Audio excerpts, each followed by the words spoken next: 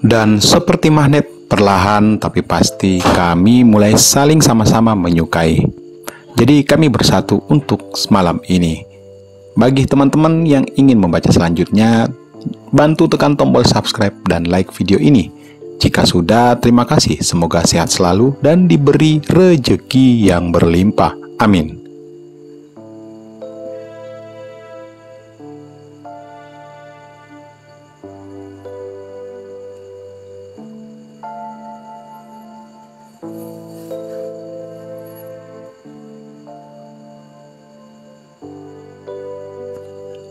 Setelah kejadian itu, aku dan Tati cukup terdiam. Tati, maukah kamu menjadi istriku?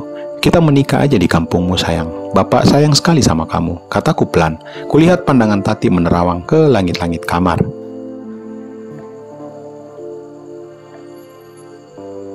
Tati lalu menarik nafasnya dalam-dalam. Sepertinya ada kegundahan dalam hatinya yang ingin ia sampaikan kepadaku. Tati tidak mau menyakiti Bu Jessica. Tati takut, Pak, jawabnya pelan.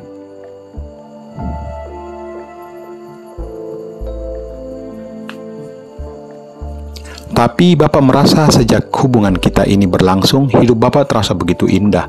Bapak lebih bersemangat kalau ke kantor.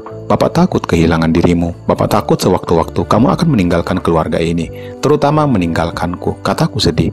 Tati akan selalu bekerja di sini, Pak. Tidak mungkin, kataku memotongnya. Kamu kan masih belum menikah. Keluarga kamu tahunya kamu belum menikah, dan suatu hari pasti dipaksa harus menikah. Kamu pasti akan disuruh pulang, Tati, kataku setengah putus asa. Tati hanya diam saja.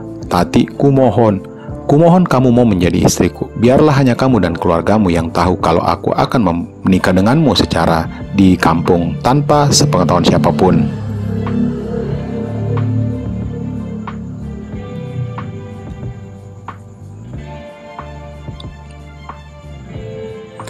Kita menikah secara sederhana saja di kampung kamu, lalu kamu ikut Bapak ke Jakarta lagi. Nanti Bapak akan belikan sebuah rumah di daerah perumahan di Bogor agar kamu bisa tinggal di sana.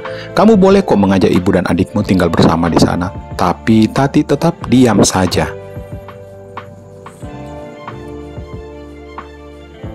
Kami berdua diam cukup lama sementara jam kulihat sudah menunjukkan pukul 5.35. Pak, maafkan Tati ya. Biarlah Tati mencintai Bapak di dalam hati saja. Hanya Allah yang tahu betapa inginnya Tati menjadi istri Bapak.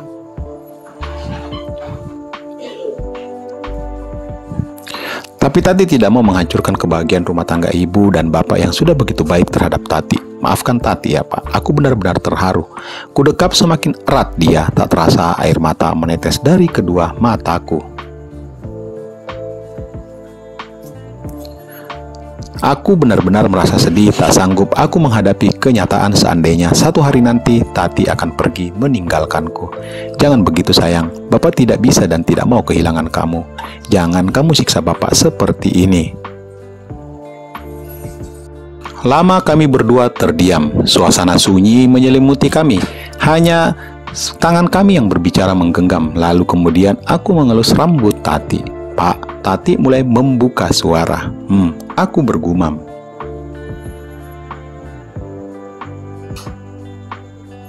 Kasih Tati waktu untuk memikirkan permintaan Bapak tadi ya. Aku kembali menyentuh keningnya dan kami pun kembali tertidur. Tepat sekitar jam 7.45 kami terbangun. Buru-buru aku bersiap-siap untuk menuju ke kantor. Hari itu aku terlambat masuk ke kantor.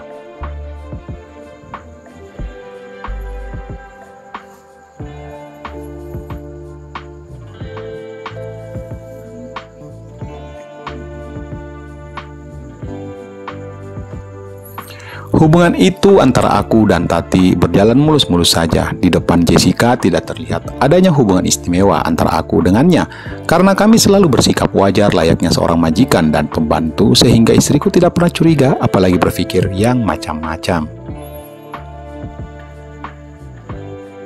Hal itu sangat melegakan diriku. Seminggu setelah istriku pulang dari Surabaya, tiba-tiba Tati meminta izin pulang kampung. Katanya ibunya saat di kampung dan dia ingin menjenguknya. Aku kaget bukan main mendengar hal tersebut, tetapi karena di situ ada Jessica, maka aku hanya diam saja dan membiarkan ia saja yang berbicara.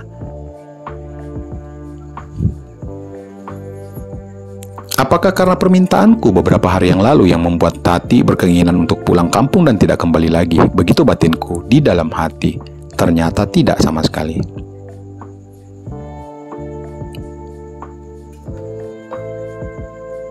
Katanya hanya ingin pulang menjenguk ibunya selama seminggu dan setelah itu akan kembali lagi bekerja di rumah kami.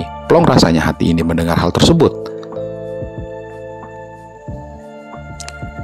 Tetapi manusia hanya bisa merencanakan dan berandai-andai. Ternyata hal yang kutakutkan benar-benar terjadi. Tati tidak lagi kembali. Setelah lebih dari 10 hari tidak ada kabar darinya.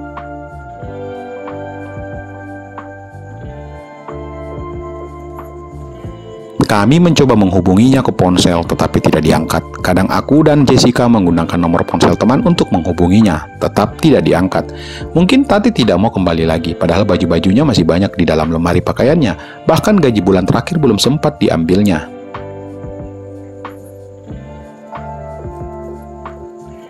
Jessica cukup kecewa. Anakku Alex sering memanggil dan bertanya, "Kak Tati mana?" Dan yang paling merasakan kehilangan adalah aku, diriku. Sejak kehilangan Tati pembantuku itu, hidupku menjadi kurang lagi. Aku jadi gampang marah kalau di kantor.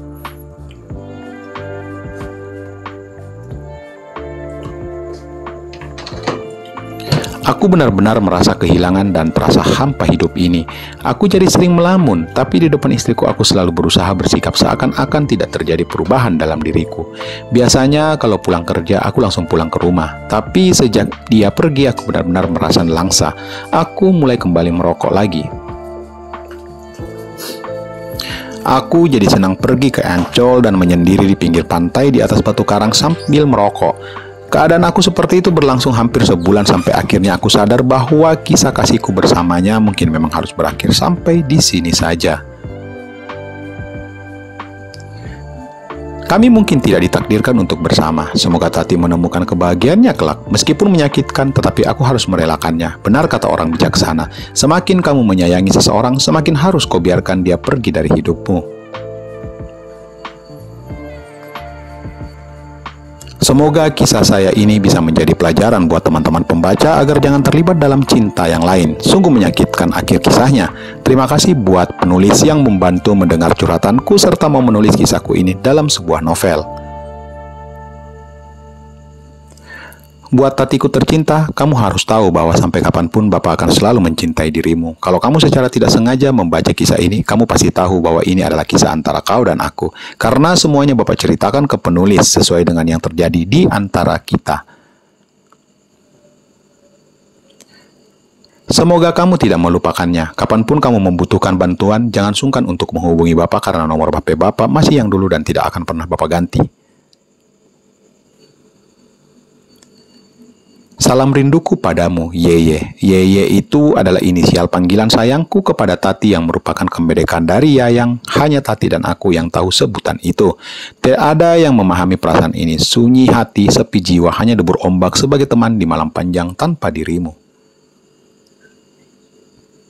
Telah ku coba pahami apa arti hidup ini, tapi rasa seakan hidup ini tiada arti, semuanya hambar tanpa hadirnya dirimu. Kepergianmu membuat jiwa ini kosong, hampa menerpa kesendirianku, ingin menangis dan teriak sekuatnya, tapi air mata ini seakan mengering. Suaraku seakan hilang ditelan gemuruh ombak. Semakin merindu padamu, semakin tersiksa perasaanku. Tuhan, mungkin hanya kamu yang paling memahami perasaanku. Hanya padamu aku berserah diri, memohon ampun atas cintaku bersamanya.